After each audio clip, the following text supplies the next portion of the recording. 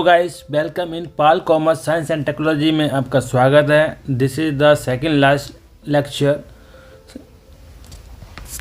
My self Mahipal Vaghel as a coach chair and mentor providing guidance to younger students and career about career development. चलिए देरी no time waste, आज start करते हैं MCom का strategy management. Paper code है 023। चलिए देरी no time waste, ready to start. This unit 12, it means lecture number 12। तो इससे हमें पढ़ना क्या है इस वाले में, लेक्चर 12 स्ट्रेटजी मैनेजमेंट, जो पेपर है एमकॉम इग्नू का। चलिए सब्जेक्ट है एमकॉम इग्नू का। चलिए इसमें पढ़ना क्या है, understand the strategy control process. Second है understand the importance of strategy control evolution, यानी कि कंट्रोल प्रोसेस होता क्या है और इतना इम्पोर्टेंट क्यों है स्ट्रेटजी कंट्रोल इवोल्यूशन। और understand the different method in use control process, control process में क्या क्या डिफरेंट मेथड यूज हो रहे हैं। और understand the analyse follow up action control. ये छोटा सा चैप्टर है, इसको हम जल्दी से ख़त्म कर देते हैं। चलिए आगे बढ़ते हैं।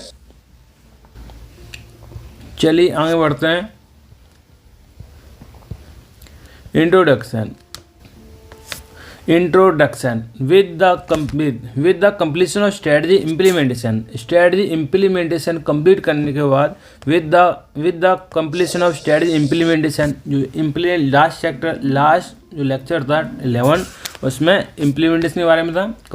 completion of strategy implementation, organizations looks forward achieving the desirable goals and objective. It is necessary to introduce the process of strategy evaluation and control in the early stage of implementation to see whether strategy is successful or not, and to carry out mid course of correction wherever necessary. There are several reasons why strategy may not be lead to desirable result. जो हमारी strategy है वो desirable result चाहते हो क्यों नहीं दे रही, उसके क्या कारण है, ये सब पढ़ना है इसमें।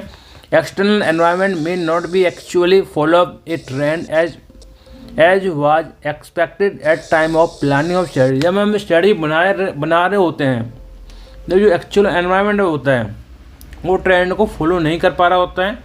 तो क्यों नहीं कर पा रहा होता है, the internal change within the organisation such an organisation system consisting of structure policy and procedures may not reflect harmony with the strategy.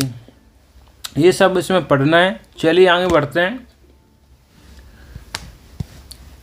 Functional strategy, types of strategy 3 होती हैं हमारी, कॉर्पोरेट लेवल स्ट्रेटजी और business level strategy और functional level strategy. इसको bottom level strategy भी कहते हैं, जो फंक्शनल स्ट्रेटजी को हम बॉटम लेवल स्ट्रेटजी भी कहते हैं। फंक्शनल स्ट्रेटजी होती क्या है, फंक्शनल 3 टाइप की स्ट्रेटजी होती है हमारी, corporate level strategy, business level strategy, function level strategy, जहाँ पर बिजनेस ऑर्गेनाइजेशन के हर एक फंक्शन को अलग अलग भागों में बांटा जाता है, ऐसे ह्यूमन रिसोर्स, प्रोडक्शन, HR और मैन्युफैक्चरिंग, मार्केटिंग, सेलिंग, ये सब प्रोडक्ट सब ऑर्गेनाइजेशन के जो काम एक्टिविटी है उनको सबसे अलग अलग भागों में बांटा जाता है, वही फंक्शन के रूप में बांटा जाता है। Function strategy, the strategy have to ultimately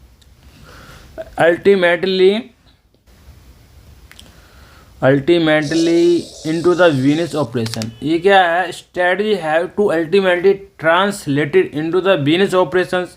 the operating decisions are taken by middle and junior level manager. जो हमारे ऑपरेटिंग डिसीजन होते हैं, 2 टाइप के डिसीजन होते हैं, एक फाइनेंशियल डिसीजन होते हैं, एक ऑपरेटिंग डिसीजन होते हैं। फाइनेंशियल डिसीजन मेनली जो कॉर्पोरेट लेवल द्वारा लिए जाते हैं, जो ऑपरेटिंग डिसीजन होते हैं वो middle and junior level manager, यानी 3 लेवल होते हैं, corporate level, business level, function level. जो ऑपरेटिंग डिसीजन होते हैं वो मिडिल लेवल द्वारा एंड जूनियर लेवल द्वारा लिए जाते हैं, यानी फंक्शन लेवल द्वारा ले आते हैं। उन दोनों की कॉम्बिनेशन होता है, उन दोनों मिलके वो किसके लिए आंसरेबल होते हैं, कॉर्पोरेट लेवल के लिए। तो functional policy provide guidance to operating managers so that the strategy are implemented, decisions are made effectively, similar situations and are handled consistently, and coordination across the functional unit takes place. Once the strategy of organization decided modifications in a functional policy may become necessary to meet the demands of new business of new philosophy, particularly is a major deviation in product or market scope of contemplated. This becomes more necessary in the Indian context where unrelated diversification. Firstly diversification क्या होता है, एक नया business new market में करते हैं तो उसको हम डाइवर्सिफिकेशन कहते हैं। सेकेंडली रिलेटेड डाइवर्सिफिकेशन होता है हमारा रिलेटेड और अनरिलेटेड। रिलेटेड का मतलब है जो एग्जिटिंग बिजनेस से संबंध रखता है तो वो रिलेटेड डाइवर्सिफिकेशन, और अनरिलेटेड का मतलब है जो एग्जिटिंग बिजनेस से संबंध नहीं रखता, उसे हम अनरिलेटेड डाइवर्सिफिकेशन कहते हैं। जैसे कि अभी हमारा डेयरी का काम है तो हम डेयरी के काम के अलावा विपरीत दिशा में काम करें, जैसे कि अब हम इलेक्ट्रिक में घुस जाए मतलब, तो अनरिलेटेड डाइवर्सिफिकेशन है। और रिलेटेड डाइवर्सिफिकेशन जैसे हम डेयरी में हम दूध बेचते हैं, उसके बाद हम पनीर बनाएं, उसके बाद मक्खन दही, तो ये रिलेटेड डाइवर्सिफिकेशन है। दूध यदि हम गाय पालें, ये भी रिलेटेड डाइवर्सिफिकेशन है, गाय भैंस वगैरह रिलेटेड, बिजनेस से रिलेटेड। जो बिजनेस चैन होते हैं उससे हम रिलेटेड, बिजनेस चैन रिलेटेड होता है उसे हम रिलेटेड डाइवर्सिफिकेशन कहते हैं, और जो बिजनेस चैन में आपस में संबंध नहीं होता उसे हम अनरिलेटेड डाइवर्सिफिकेशन कहते हैं। जैसे कि टाटा अंबानी, टाटा रिलायंस अदानी, ये क्या करते हैं, रिलेटेड अनरिलेटेड डाइवर्सिफिकेशन करते हैं। ये कहीं में घुस जाते हैं, उन्हें ये नहीं सोचते कि हमारा बिजनेस क्या है, बिजनेस नहीं है। जैसे रतन टाटा, उनको ये नहीं पता कि उनके कितने बिजनेस हैं, तो अनरिलेटेड उनके अनलिमिटेड बिजनेस है। Unrelated diversification is not uncommon and where the large scale sickness of the business exits depending upon the change in the present business and the methods of its management. Magnitude of modification may range from the few minor one of the total revamping functional policy. For instance, organizations might be plan expansion in sales introduction the installment scheme. चलिए आगे बढ़ते हैं। Functional study,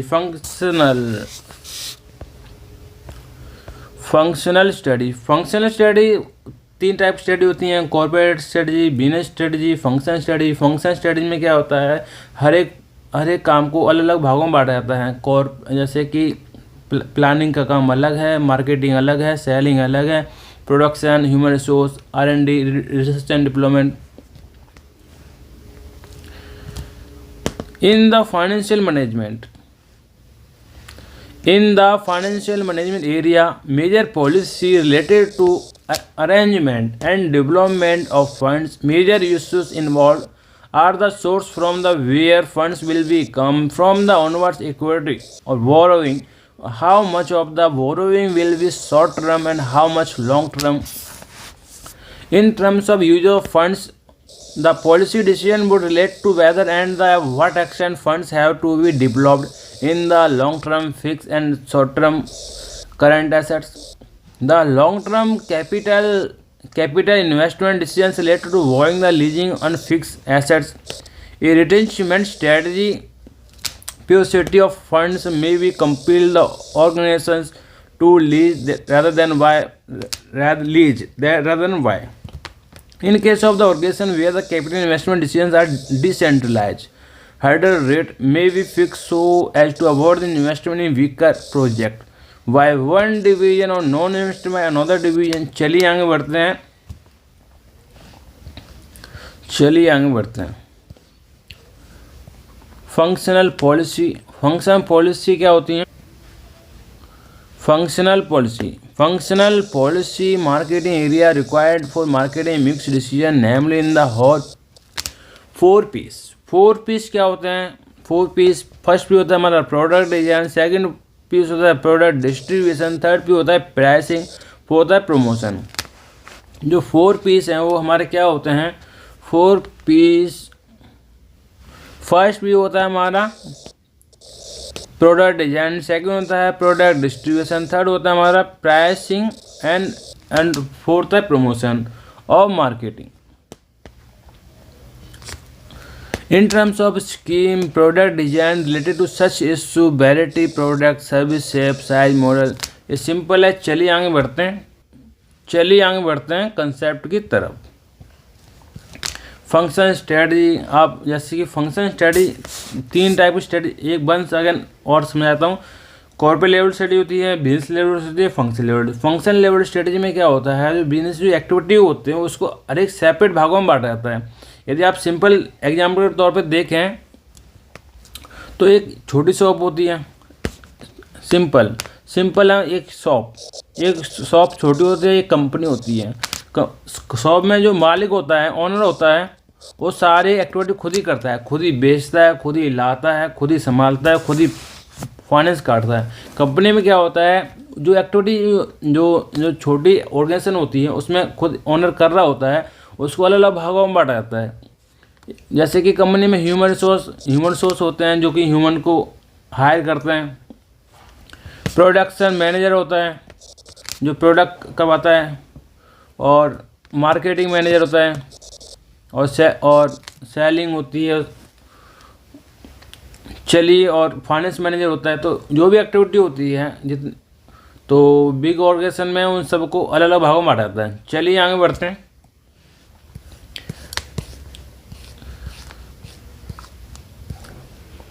strategy control process. Strategy control process क्या होता है? Strategy control process, strategy control process, तो simple भाषा में हम स्ट्रेटजी कंट्रोल प्रोसेस समझाते हैं। तो यदि हम प्लानिंग बनाते हैं, प्लानिंग हमारी सही काम कर रही है नहीं कर रही है, ये कैसे पता चलेगा? वहाँ कंट्रोल होनी चाहिए। स्ट्रेटजी कंट्रोल प्रोसेस, तभी आप कंट्रोल करेंगे, इवैल्यूएट करेंगे, इम्प्लीमेंट करेंगे, तब हमें पता चलेगा। तो स्ट्रेटजी को कंट्रोल करने के लिए एक प्रोसेस होता है। Strategy control process, the evaluation of strategy of organisation can be done qualitatively as well as quantitatively.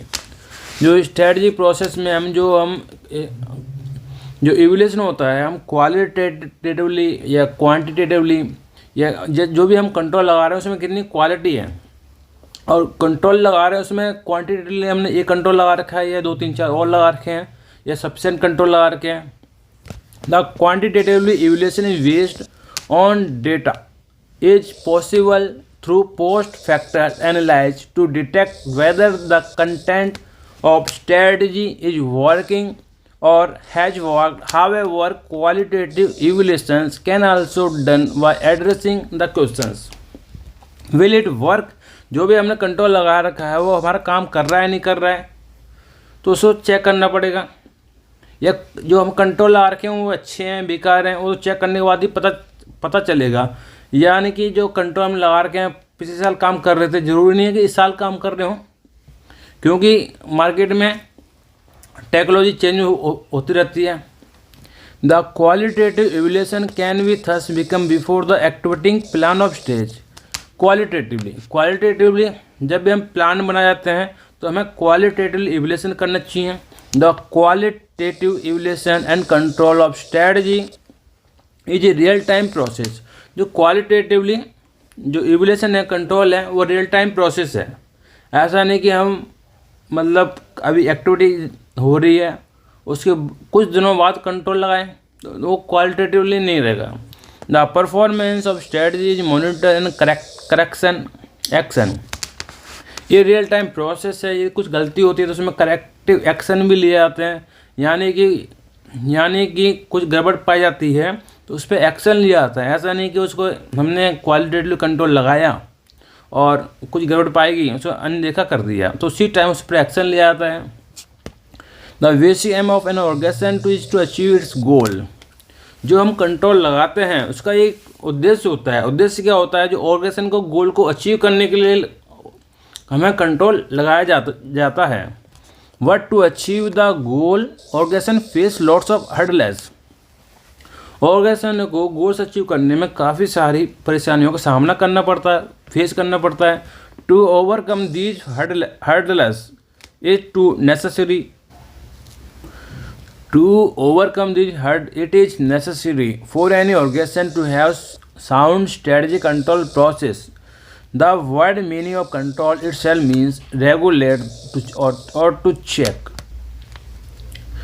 This means that the top management needs to keep the check on how well the strategy will implemented to achieve the objective of organizations. For example, if Venus is not giving the real expected, it may be necessary to increase the promotional efforts and revise product policy. Last resort organizations.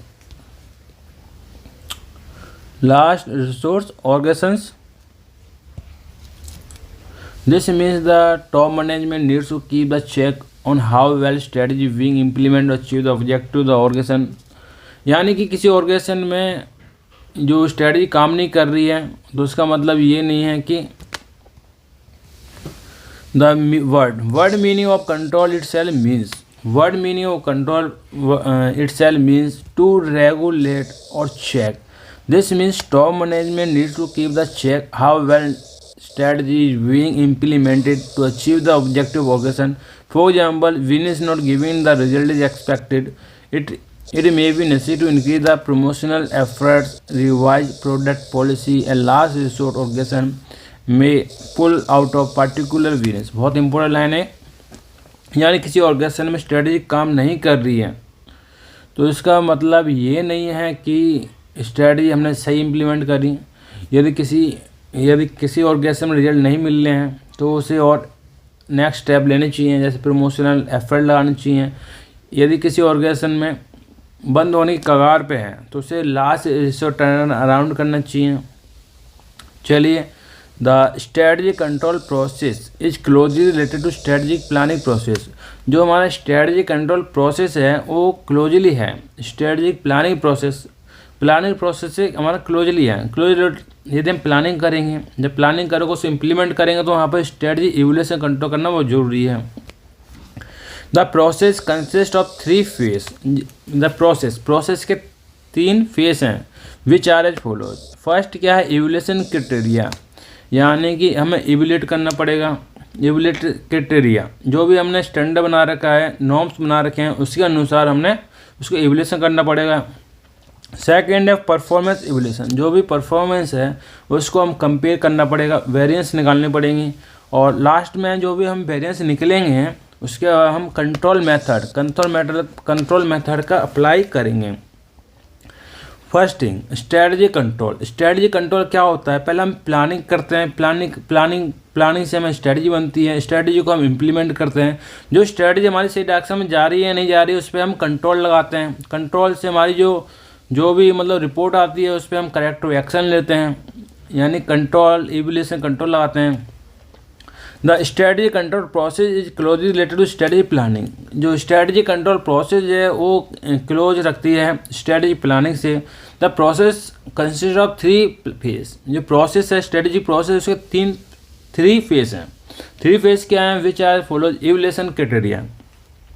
पहले हम उसको evolution करेंगे। Evolution किस base पर करेंगे, कोई हमने norms बना रखा होगा, कोई स्टैंडर्ड बना रखा होगा तो उस बेस पे हम इवोल्यूशन करेंगे। सेकंड फेज क्या है, परफॉर्मेंस इवोल्यूशन जो परफॉर्मेंस है उसको कंपेयर करेंगे हम इवोल्यूशन क्राइटेरिया से, यानी स्टैंडर्ड से, यानी नॉर्म से। थर्ड क्या है, थर्ड जो भी हमें वेरिएंस मिलता है या डेविएशन मिलता है उस पर हम कंट्रोल मेथड लगाएंगे। चलिए आगे बढ़ते हैं। First page evolution criteria. Evolution जो फर्स्ट पेज है हमारा, इवोल्यूशन क्राइटेरिया होता क्या है। Evolution criteria consist of selecting the success factor. Evolution criteria हमारा जो सक्सेस फैक्टर, जैसे हमारी एक ऑर्गेनाइजेशन है, हमारी स्ट्रेटजी ठीक काम नहीं कर रही और हमारा स्ट्रेटजी ठीक रिजल्ट नहीं दे रही ऑर्गेनाइजेशन में। जो हमने स्ट्रेटजी बनाई थी बिजनेस में कि हमारा बिजनेस इतना तरक्की पालेगा, इतनी ग्रोथ पालेगा, पर वो ग्रोथ नहीं मिल पा रही है। इट मीन्स हमारी जो स्ट्रेटजी है वो ढंग से काम नहीं कर पा रही है। तो ढंग से काम ना कर पाने के कुछ कारण होंगे, कुछ रीजन्स होंगे। तो हम किससे कंपेयर करेंगे, जो हमारी इंडस्ट्री है, जो सिमिलर इंडस्ट्री है, कोई हम मार्केट में जो सिमिलर इंडस्ट्री होगी उसको हम बेस बना लेंगे और अपने इंडस्ट्री को उस इंडस्ट्री से हम कंपेयर करेंगे। Developing the measuring and setting the standards, same collecting the uniformation and about an actual performance। जो मार्केट से जो हम इंफॉर्मेशन है हम उससे मंगाएंगे और जो एक्चुअल परफॉर्मेंस उसे हम कंपेयर करेंगे।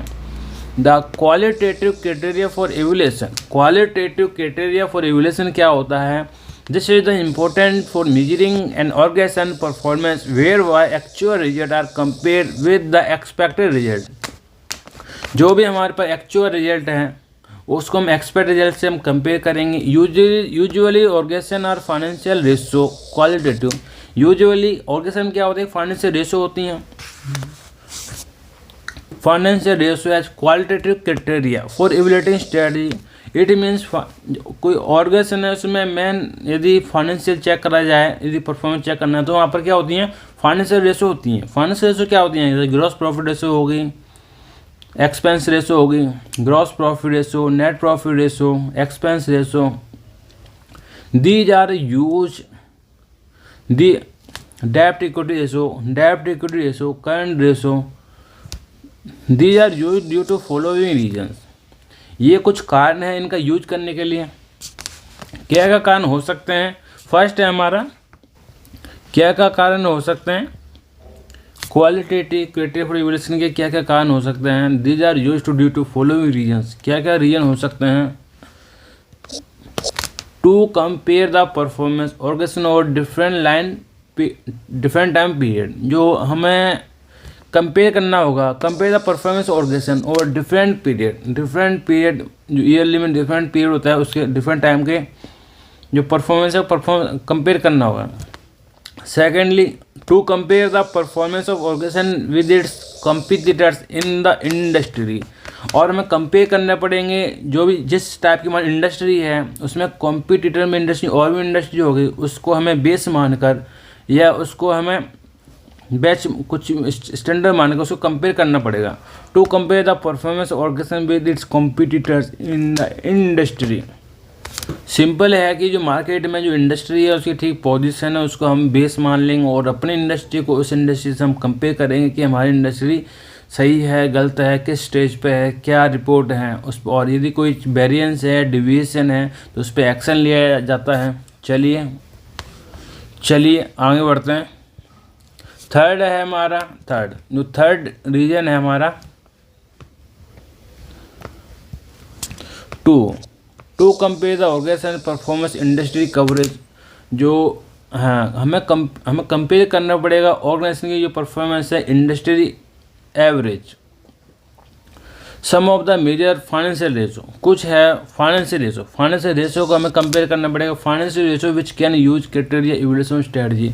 यदि किसी इंडस्ट्री किसी ऑर्गेनाइजेशन में हमें पता करना हो उसमें करना क्या है तो सिंपल से आप फाइनेंशियल रेशो उठा लो. फाइनेंशियल रेशो क्या होती है हमारी, हाँ रिटर्न ऑन इन्वेस्टमेंट. जो भी कंपनी ने कहीं पैसा लगा हुआ है उस पर ठीक ठाक रिटर्न आ रहा नहीं आ रहा है. Return on equity, share holder से जो शेयर खरीद रखे हैं उन्हें डिविडेंड मिल रहा है नहीं मिल रहा है, या डिविडेंड रेट बढ़ रहा है घट रहा है, क्या हो रहा है.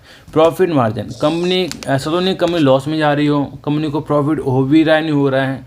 कुछ ऑर्गेनाइजेशन तो लॉस कमाने के लिए आती हैं, जैसे अमेजन हो गया. शुरुआत में भारत में उसने लॉस कमाया था, फिर लॉस कमाने के बाद उसने प्रॉफिट कमाया. जैसे लाइक एग्जाम्पल है हमारा अमेजन और जियो शुरुआत में आया उसने फ्री में बांटा था तो काफ़ी सारा लॉस हुआ था. फिर उसने नेक्स्ट ईयर में अपकमिंग ईयर्स में उसने कवर कर लिया. मार्केट शेयर, कोई और किसान आ रही है उसका मार्केट शेयर बढ़ रहा नहीं बढ़ रहा, कहीं देखते हैं कस्टमर जा रहे हैं उसका मार्केट शेयर और कम हो रहा हो, या मार्केट शेयर बढ़ रहा नहीं बढ़ रहा उसका एनालाइज करना पड़ता है. डेब्ट इक्विटी रेशो, कहीं ऐसा तो नहीं ऑर्गेनाइजेशन ने डेब्ट के बोझ पर काम कर रही हो, इक्विटी में पैसा है ही नहीं, डेब्ट से हाई ब्याज दे रही हो. हाई डेप्ट है मतलब अर्निंग पर शेयर ठीक है नहीं है. ईपीएस और सेल्स ग्रोथ, हमारी सेल्स में ग्रोथ हुई नहीं हुई है. एसेट ग्रोथ, ऐसा तो नहीं है हमने लैंड पे लीज पे ऐसा ले रखी हैं अपनी खुद की एसेट ना हो. तो ये सब क्या है हमारी फाइनेंशियल रेशो है. चलिए आगे बढ़ते हैं. चलिए ऑपरेटिंग कंट्रोल क्या होते हैं. Operation control. There are several types of operation control such as finance control, budgeting, management, objective, time control. Now discuss this in details. तो ऑपरेशन कंट्रोल होते क्या हैं, ऑपरेशनल कंट्रोल होते क्या हैं. जो फाइनेंशियल कंट्रोल होते हैं जो हमारे फाइनेंशियल कंट्रोल होते हैं, फाइनेंशियल कंट्रोल, बजटिंग और मैनेजमेंट ऑब्जेक्टिव, ये हमारे ऑपरेशनल कंट्रोल होते हैं। फाइनेंशियल कंट्रोल क्या होते हैं? There are many methods and technique use to strategy control system. Every organization has its own way of business, particular technique according to requirement of organizations. Most of the methods related to strategic management are regarding the financial control system। चलिए आगे बढ़ते हैं। Financial control जो finance के ऊपर लाए जाते हैं उसे फाइनेंशियल कंट्रोल कहते हैं। चलिए आगे बढ़ते हैं। सिंपल है, इसमें ऐसा कुछ नहीं है। फाइनेंशियल कंट्रोल में क्या होता है? The system of financial control which universally accepted used by the many organisation throughout the world. This system financial control is known as due point system financial control. एक due point system financial control है। Due point system financial control क्या होता है? World में सभी लोग उसे follow करते हैं तो उसे हम due point system financial control कहते हैं। Use many organisation throughout the world, many organization use करती हैं due point system financial control. Due तो इस ड्यू पॉइंट सिस्टम होता क्या है? Source adapted of Chandra Pearson 2006। तो ये ड्यू पॉइंट होता क्या है? ड्यू पॉइंट में हमारा जो नेट प्रॉफिट मार्जिन और इनटू टोटल एसेट टर्नओवर, ये हमारा ड्यू पॉइंट है। तो नेट प्रॉफिट मार्जिन क्या होता है? नेट प्रॉफिट मार्जिन है क्या है? Net income divide net sales. तुम्हारा नेट प्रॉफिट मार्जिन निकल आएगा। टोटल एसेट टर्नओवर क्या होता है? Net sale upon total assets, ये हमारा टोटल एसेट टर्नओवर निकल आएगा। सिंपल है। यदि हम net income divide net sales तो नेट प्रॉफिट मार्जिन निकल आएगा। और टोटल एसेट टर्नओवर हमारी जो net sale upon total assets, तो हमारी टोटल एसेट टर्नओवर निकल आएगा। तो जो नेट इनकम है वो क्या होती है? जो net sales minus plus non operating surplus, तो इसमें हमारे नेट इनकम निकल आएगा। नेट इनकम ही लॉस में जाएगी, ये प्रॉफिट में जाएगा। और नेट इनकम में क्या होता है? हमारा टोटल कॉस्ट होती है। सिंपल सी बात है, जो सेल्स माइनस कॉस्ट तो हमारी नेट इनकम निकल आएगी। तो कॉस्ट में दो भागों में बांटेगी, ये दो तीन चार भागों में बांटेगी टोटल कॉस्ट को। कॉस्ट में क्या होता है? कॉस्ट ऑफ गुड्स सोल्ड होते हैं। कॉस्ट ऑफ गुड्स सोल्ड क्या होती है? जो हम प्रोडक्ट बनाते हैं उसकी कॉस्ट। ऑपरेटिंग एक्सपेंस होते हैं, जो बिजनेस चलाते हैं उसके लिए हमें ऑपरेटिंग एक्सपेंस होते हैं। और इंटरेस्ट, जो भी हमने पैसा उधार लिया है या किसी की सैलरी बनती है तो उस पर इंटरेस्ट जुड़ता है। और जो प्रॉफिट होता है उस पर हमें टैक्स देना पड़ता है। और टोटल एसेट टर्नओवर में क्या होता है? Net sale upon total asset, तो ये टोटल एसेट टर्नओवर आ जाएगा हमारा। और टोटल एसेट में एसेट हमारे टू टाइप्स हैं, current assets and fix assets. Current asset क्या होते हैं? जो करंटली यूज होते हैं, ऐसे एसेट जो कि जिनकी लाइफ अप टू 12 मंथ्स होती है, यानी कि जो एसेट 12 महीने के अंदर पे हो रहे हैं उसे हम करंट एसेट कहेंगे। और जो कि 12 महीने बाद मोर देन 12 मंथ्स जो फिक्स एसेट कहेंगे। Current asset is short term periods which is less than 12 months and fix asset is more than 12 months period which is more than 12 months या more than 1 year. Current assets क्या होते हैं? जैसे cash को हम current asset कहते हैं। Bank को हम करंट एसेट कहते हैं। एंड मार्केटेबल सिक्योरिटी, ऐसी मार्केटेबल सिक्योरिटी जो कि 1 ईयर के अंदर मैच्योर हो जाए। और करंट एसेट में रिसीवर्स होते हैं। रिसीवर्स का मतलब है डेटर्स। और करंट एसेट में क्या होता है? इन्वेंट्री होती है, इन्वेंट्री। और करंट एसेट में क्या होते हैं? जो कि 1 साल के अंदर कैश में कन्वर्ट हो जाए या मैच्योर हो जाए। और कुछ जो बचा है बाकी सब जो करंट एसेट में आएगा। चलिए आगे बढ़ते हैं। ड्यू पॉइंट चार्ट है। इसमें 2 भागों में बांटा गया, net profit margin, total asset turnover.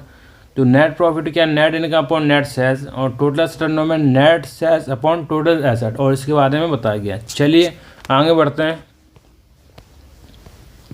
Classification of accounting ratio based on intention. Classification of accounting ratio based on intention. Accounting ratio किस भागों में बांटा गया है? इंटेंशन में क्या है, प्रॉफिटेबिलिटी ऑफ ऑर्गेनाइजेशन, जो भी ऑर्गेनाइजेशन जो प्रॉफिट हो रहा है, प्रॉफिट और किस में बटेगा, एसोसिएट पार्टी, जो प्रॉफिट के लिए कौन कौन पार्टियां हैं बिजनेस में। फर्स्टली स्टेक होल्डर जो है बिजनेस से संबंध रखती हैं, डेटर, क्रेडिटर, सप्लायर, ये सब क्या हैं, स्टेक होल्डर हैं, स्टेक ले रखा है। और शेयर होल्डर वो हैं जो कि बिजनेस में पैसा लगा चुके हैं, शेयर होल्ड कर रखे हैं। विडर वो हैं जो विडर लगाते हैं। लेंडर वो हैं जो कि पैसा लैंड करते हैं, उधार देते हैं। कॉम्पिटिटर्स, मार्केट में कॉम्पिटिटर्स होते हैं। रेशो, तो इनकी जो हम रेशो हैं वो कैलकुलेट क्या हो सकती हैं, profit to capital ratio, gross profit to sales, net profit to sales, cost of sales. चलिए सेकंड इंटेंशन क्या है, liquidity positions. Liquidity money, liquidity होता है हमारा मनी। तो ये शॉर्ट टर्म और लॉन्ग टर्म, जो मनी है वो शॉर्ट टर्म में उसता है, लॉन्ग टर्म में उसता है। तो एसोसिएट पार्टी क्या होती हैं मनी के अंदर, जो एसोसिएट पार्टी क्या होती हैं, तो lender including bank, short term creditors. तो इनको हम किस रेशो में बांटेंगे, current asset to current liability, quick asset to quick liability, working capital current assets, stock to current assets, stock to current assets, short term resource to current asset, liquid ratio.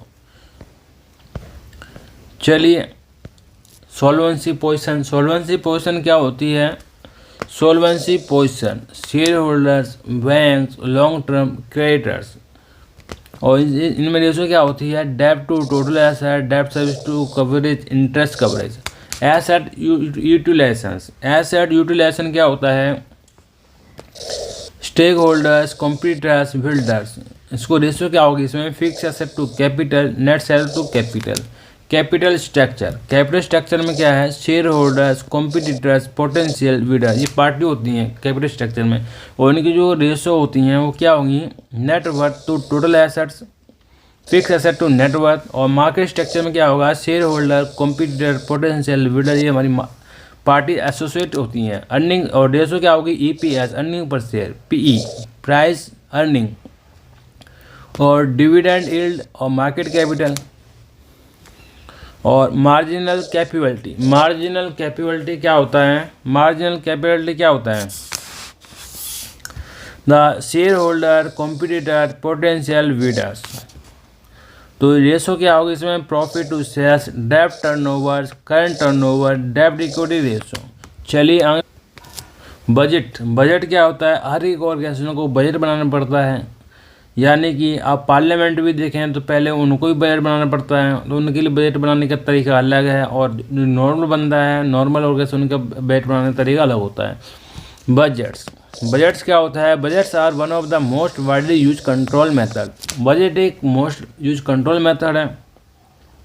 Suppose हमें कोई hotel खोलना है तो उसका budget बनाना पड़ेगा कि कितने पैसों में होटल खुलेगा, कहाँ से अरेंजमेंट होगी, कहाँ से क्या होगा, मतलब। तो budget are one of the most widely use control method. Budget means a plan of income and expenditure. Budget कुछ नहीं, एक प्लान होता है कहाँ से इनकम आएगी, कहाँ से एक्सपेंस होगा। It usually deals with the location of resource to different organization unit, मतलब कहाँ से जो रिसोर्स हैं वो आएंगे, कहाँ से डिप्लॉयमेंट होंगे। Budget gives the idea about future expenditure and income and thus the jurisdiction only analyse of performance of organisation. Budget एक फ्यूचर एक्सपेंडिचर बताता है, कहाँ से इनकम आएगी, कहाँ से एक्सपेंडिचर होंगे। He done corrective action can be taken up flows. If any since budget is actually forecast, it is revision would be required from time to time depending upon requirement of organization. यानी किसी organisation ने budget बनाया है, उस budget में variation है तो उसको हम रिवाइज कर सकते हैं, अमेंड कर सकते हैं। It is the one of the key element of implement strategy successfully. एक सिंपल सा ये हमारा टेबल दे रखी है बजट बनाने की। चलिए इसको समझ लो, नहीं कोई दिक्कत नहीं है। बजट रिपोर्ट, जैसे इसमें टोटल कॉस्ट दे रखी है, एक्चुअल इतना है, डिफरेंस एक्चुअल इतना है, डिफरेंस इतना है, जो परसेंटेज कितना है, प्लस माइनस क्या है, और एक्चुअल में इतना हुआ था और डिफरेंस इतना है। ये टोटल यूनिट प्रोड्यूस है। ये सिंपल सा फॉर्मेट है। क्लासिफिकेशन ऑफ बजट, तो जो क्लासिफिकेशन ऑफ बजट कितने टाइम के होते हैं? कैटेगरी ऑफ क्लासिफिकेशन, टाइम का मतलब है type of budget. Long term budget होते हैं, शॉर्ट टर्म बजट होते हैं, फिजिकल बजट होते हैं। बजट हमारे तीन टाइप के हैं, long term budget, short term budget, physical budget. Expression में क्या है, अप टू 5 ईयर्स। कुछ बजट ऐसे होते हैं 5 साल के लिए होते हैं, कुछ बजट ऐसे होते हैं वीकली, मंथली, ईयरली, कुछ बजट ऐसे होते हैं करेंटली बेस पे चलते हैं। और क्लासिफिकेशन और कैटेगरी ऑफ क्लासिफिकेशन में मॉनेटरी यूनिट होती हैं। मॉनेटरी यूनिट में क्या, financial budget, non financial budget. और एक्सप्रेशन में क्या है, wages, overhead, sales, capital expenditure, material, manpower, products. Functional क्या होता है? फर्स्टली फंक्शनल होता क्या है, जो ऑर्गेनाइजेशन है कि जो ऑर्गेनाइजेशन है उसमें जो एक्टिविटी को फंक्शन भागों में बांटा गया है। जैसे कि sales budget, production budget, personal budget, purchase budget, capital expend budget. जो भी ऑर्गेनाइजेशन में जो भी एक्टिविटी होती है, सेल्स, प्रोडक्शन बजट, उसको हर एक को बजट दे दिया है कि आप इस बजट के अनुसार आप काम करोगे, इस बजट के अंदर आप काम करोगे। यदि कोई वेरिएंस होगा तो आप उसको रिवाइज अमेंड करवाओगे। तो इसमें क्या है, forecast to total sales, forecast of production, forecast of plan cost and direct indirect labour, purchase to be made, plan out fix asset.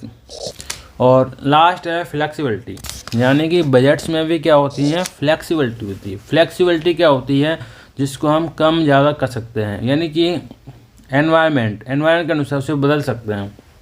Flexibility में क्या होगा, फिक्स बजट, कुछ बजट होते हैं जो फिक्स होते हैं जिन्हें नहीं बदला जा सकता या नहीं कम ज़्यादा किया जा सकता। कुछ होते हैं फ्लेक्सिबल बजट जिनको हम कम ज़्यादा कर सकते हैं और टाइम पीरियड अनुसार उसे कम ज़्यादा किया जा सकता है। Fix plan of activity, fix flexible activity, उसमें फिक्स प्लान में फिक्स प्लान एक्टिविटी होंगी और फ्लेक्सिबल में फ्लेक्सिबल एक्टिविटी होंगी। चलिए ऑडिट क्या होता है? Audit, this is another method of control. Audit भी एक कंट्रोल है। This is another method of control, audit भी एक कंट्रोल है। As per American accounting association AAA, American accounting association, auditing is defined the systematic of objective of obtaining and evaluating evidence regarding the ascertain about the economic action and event, ascertain the degree of correspondence between those ascertain and established criteria and communication result, interested result. ये BIRS 1987। Audit function come under 3 basic group. इस audit function में 3 group होते हैं। Independent auditor होता है, government auditor होता है, internal auditor होता है। यानी ऑडिट फंक्शन को 3 भागों में बांटा गया है। इंडिपेंडेंट ऑडिटर क्या होते हैं? जो इंडिपेंडेंट ऑडिटर वो होते हैं जो बायस नहीं होते, यानी कि किसी के दबाव में वो काम नहीं करते, यानी कि वो इंडिपेंडेंट होते हैं और किसी के इन्फ्लुएंस पे वो काम नहीं करते, वो अपने ही मन से वो काम करते हैं। और सेकंड होते हैं गवर्नमेंट ऑडिट क्या होते हैं? CAG होते हैं, वो अपॉइंट करते हैं गवर्नमेंट ऑडिटर को। थर्ड होता है इंटरनल ऑडिटर, वो CA भी हो सकते हैं, कॉस्ट ऑडिटर भी हो सकते हैं और कंपनी का एम्प्लॉय भी इंटरनल ऑडिटर हो सकते हैं। तो 1 बाय 1 इनको पढ़ लेते हैं।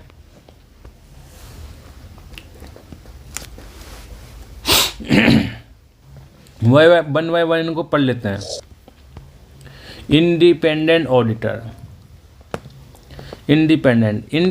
Auditor are professional who provide their service to organization. Independent auditor वो होते हैं जो कि ऑर्गेनाइजेशन को अपनी प्रोफेशनल सर्विस प्रोवाइड करते हैं। इंडिपेंडेंट ऑडिटर वाइसनेस नहीं होते यानी कि वो इन्फ्लुएंस उन्हें नहीं कर सकते, वो अपनी इंडिपेंडेंट रिपोर्ट देते हैं ऑर्गेनाइजेशन को। गवर्नमेंट ऑडिटर जो CAG होते हैं वो अपॉइंटमेंट करते हैं गवर्नमेंट ऑडिटर को। This procures the agency who perform the government audit of organisation. Internal audit क्या होते हैं? इंटरनल ऑडिट हमारे चार्ट अकाउंटेंट भी हो सकते हैं, कॉस्ट अकाउंटेंट भी हो सकते हैं, और कंपनी के एम्प्लॉय भी हो सकते हैं, जरूरी नहीं हो प्रैक्टिस में हो या नहीं हो। Internal auditor are employ within the organization perform their function from within. There is one more group known as management audit. इसको हम मैनेजमेंट ऑडिट भी कहेंगे, यानी कि सिंपल सी बात है मैनेजमेंट ऑडिट। हाँ, this is one of more group known as management audit. Management audit क्या होता है?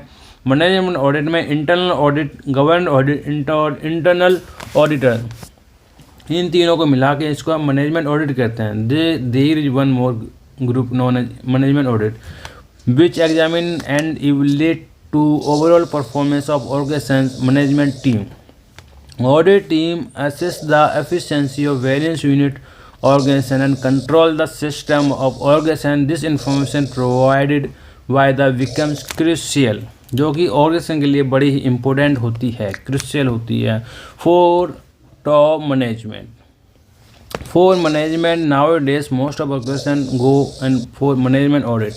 बहुत सारी ऑर्गेनाइजेशन मैनेजमेंट ऑडिट के लिए जाती हैं। मैनेजमेंट ऑडिट में 3 चीज़ें आती हैं: इंटरनल ऑडिट, गवर्नमेंट ऑडिट और इंडिपेंडेंट ऑडिट। इंडिपेंडेंट ऑडिट वो होती हैं जो कि वाइसनेस नहीं होती। The time related control method, कुछ मेथड टाइम से रिलेटेड होते हैं। Time related control method, this include useful graphical analytical method and these method serve as a tool in the strategy control process. The most popular method include the critical path method CPM and program evaluation review technique PERT. They are graphical network depicting the different segment of work that must be completed within a given span of time to complete project or task. Management by objective MBO. Management by objective MBO. This is one of the method which is used both strategic planning and control. In this, objectives are established for organization and whole functional area department. Finally, individual organizations it 3 minimum requirement. जो हमारा management by objective इसमें 3 minimum requirement है। 3 minimum requirement क्या होती हैं? Objective for individual, जो individual objective क्या है? Individuals are evaluated and receive feedback on their performance. Firstly जो इंडिविजुअल का हमारा ऑब्जेक्टिव क्या है। सेकेंडली इंडिविजुअल को हम इवैल्यूएट किया जाता है और उससे फीडबैक लिया जाता है परफॉर्मेंस के लिए। Thirdly individual are evaluated and rewarded on the basis of their performance. जो भी इंडिविजुअल उसकी जो भी परफॉर्मेंस होगी उसको हम रिवार्ड दिया जाता है उसकी परफॉर्मेंस के बेस पे।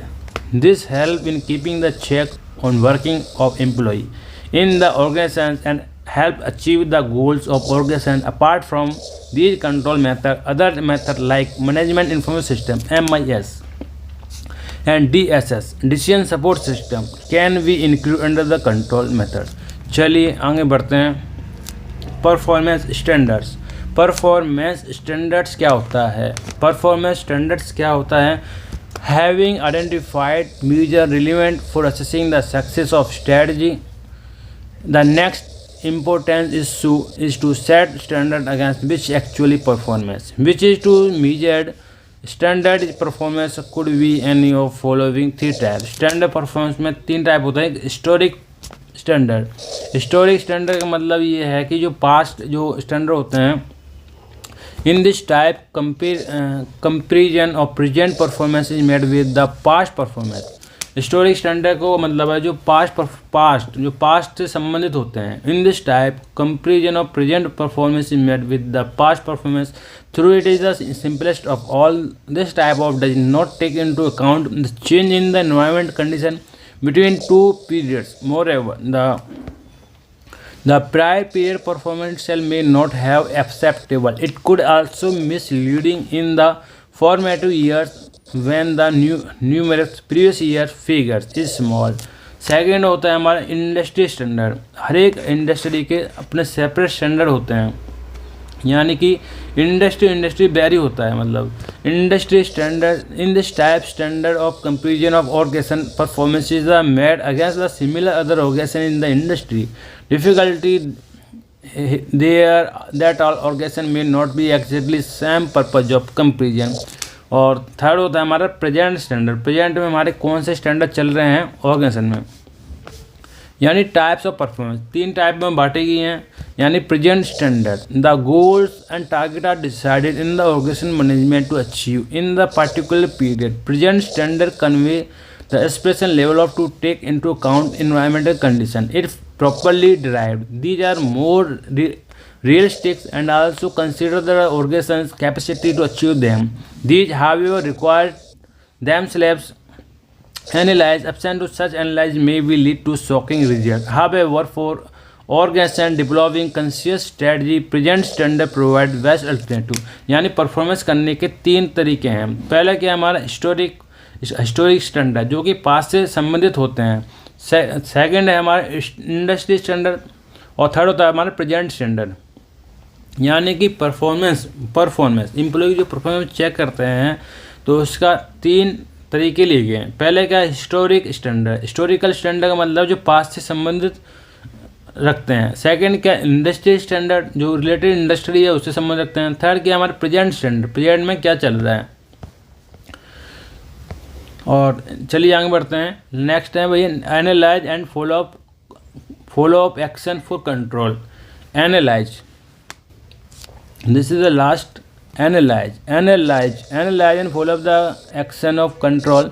Once the ethical operation information about the actual performance to be collected periodically compared to with standard set. It's if the objective or major components of strategy it includes such factor leadership information about market share will also have to collected. Information may also collected regarding the performance of other key factor if the performance of analyze follow up question for control. इसमें क्या होगा,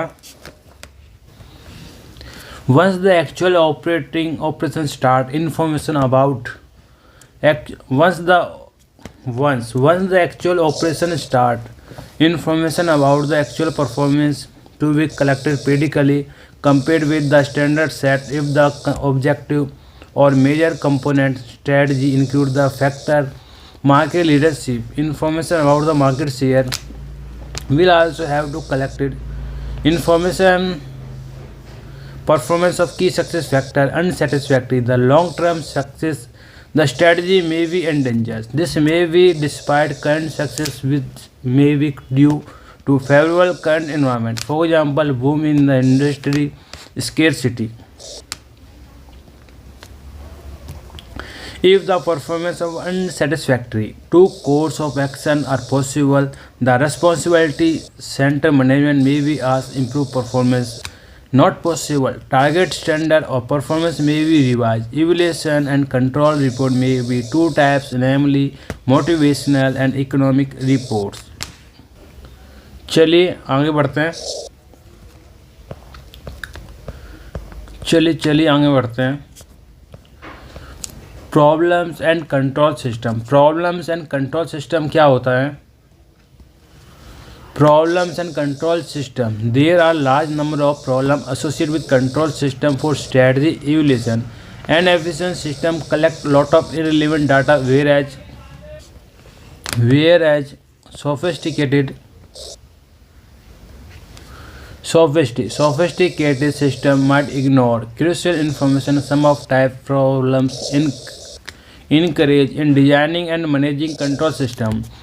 There may not be consensus on the criteria for measuring the effectiveness and efficiency of strategy. The report data may be invalid. The performance norms may be based on output on which the relevant business may not be have control. Often the performance standard may be within the inherent contradiction. For example, increase in market share may be expected in conjunction with the absolute decrease in marketing expenditure. Employee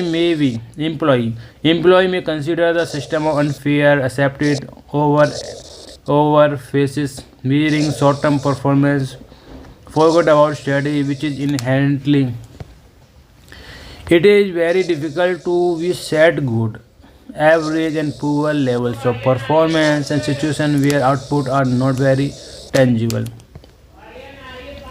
Types of strategy control. The types of strategy control. तो 4 types of strategy control. Strategy control करने के लिए 4 types होते हैं हमारे. 4 types क्या होते हैं हमारे? Premise control, special alert control, implementation control and strategic surveillance control. तो types of strategy control is a term that describe the process by which organisations control the formulation and implementation of strategy. It is highly specialised from managerial control, distinguished from the other of control system. Especially operational control, it deals with the uncertain at various points through the control process. जो strategy control mainly हमारे operational control होते हैं, उसके हमारे there are 4 types of strategy control. 4 type है हमारे. 4 type के हमारे? Premise control, special alert control, implementation control और 4th है हमारा स्ट्रेटेजिक सर्विलेंस. तो प्रीमाइज कंट्रोल क्या होता है? ऐसे कंट्रोल जो एजप्शन भी चलते हैं उन्हें हम प्रीमाइज कंट्रोल कहते हैं. Every strategy founded certain planning premise और assumption. Premise control is intended to examine whether the premise on which strategy is based are still valid in a systematic and continuous manner. If you learn that critical premise is no longer valid, you may need to rethink your strategy. The earlier you identify and reject an incorrect premise, the better. This is due to strategy ability to alter and match reality. Premise control वो control होते हैं जो कि हम premise operation control को assumption based control होते हैं. जो भी हम एज्यूम करते हैं कि वहाँ पर कंट्रोल होना चाहिए वो हमारे प्रीमाइज कंट्रोल होते हैं. स्पेशल अलर्ट कंट्रोल क्या होते हैं? Special alert control. A particular alert control is a rigorous and quick reconsideration for an organization plan responsible instant unanticipated incident. Any question of your completion by the outsider is example of the such occurrence. Such an occurrence will be result in urgent through the rethinking of organization strategy. Create the crisis management teams to handle your organization early response to unanticipated situation. Third होता है हमारा implementation control. Implementation control क्या होते हैं? Implementation control. Implementation of strategy entails sequence of process, activity, investment, and act that take place over time. As a manager, you will mobilize resource, complete especially initiatives, and hire regigned employee. Implementation control is sort of strategy control that must be implemented as event to develop strategy, trust or projects, and milestone reviews are 2 forms of implementation control. Strategic thrust give information that may be used to assess if the overall strategy is progressing as expected. With milestone reviews, you may track the strategy success at regular intervals and milestones. 4th है हमारा strategic surveillance. Strategic surveillance क्या होता है? Strategic surveillance is intended to monitor a wide variety of events both within and outside your organization that are likely to have impact on the direction of your business strategy. It is founded on premise that by monitor several information source. You might find significant yet unexpected information, trade predicals, journals, trade conference, talks, observation, example of such source. चलिए difference between the operational and strategy control. Operational and strategy control में different क्या क्या होता है? Difference between the operational strategy control में क्या क्या difference होते हैं? Classification of words. Operational control, strategy control. तो नेचर में routine operation as per the goal of organization. Strategy control में क्या होगा? फॉर्मुलेशन. फर्स्टली हम उसको फॉर्मुलेट करते हैं. Secondly implementation of strategy. Control control में, ऑपरेशनल कंट्रोल में फीडबैक लिया जाएगा, और स्ट्रेटजी कंट्रोल में फीडबैक जो फीड है उसको फॉरवर्ड किया जाएगा। Management level of management level. Operational control में जो हमारा थर्ड लेवल होता है फंक्शनल यानी बॉटम लेवल या फंक्शनल लेवल काम करता है। स्ट्रेटजी कंट्रोल ये हमारे टॉप लेवल यानी कॉर्पोरेट लेवल द्वारा स्ट्रेटजी फॉर्म की जाती है।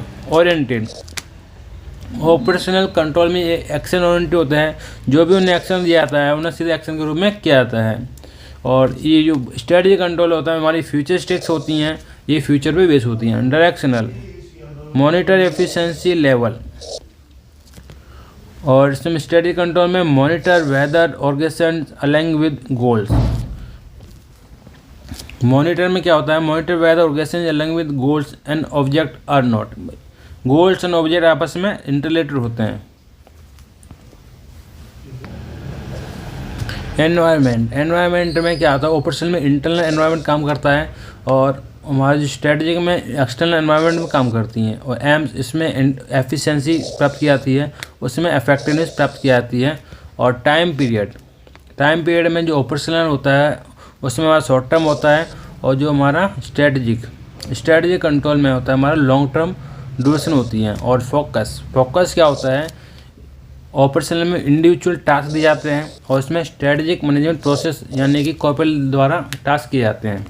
चलिए, जो लेक्चर 12 हमारा कंप्लीट हो चुका है। यदि वीडियो पसंद आया तो आप लाइक से सब्सक्राइब कीजिए, और फिर मिलेंगे अगली वीडियो में। तब तक के लिए बाय बाय दोस्तों। जय हिंद, जय भारत, वंदे मातरम, भारत माता की।